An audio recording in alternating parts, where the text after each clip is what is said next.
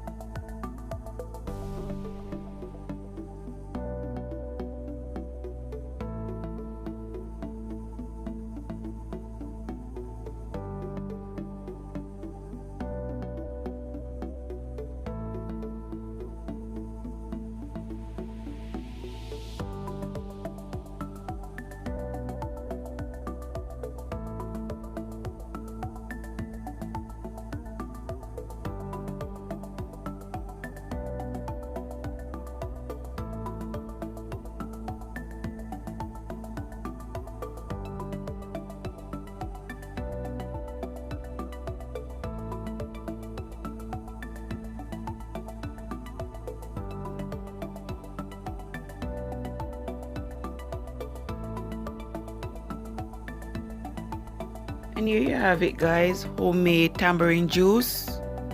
And I'm telling you guys, it's refreshing and it's also good for your health guys.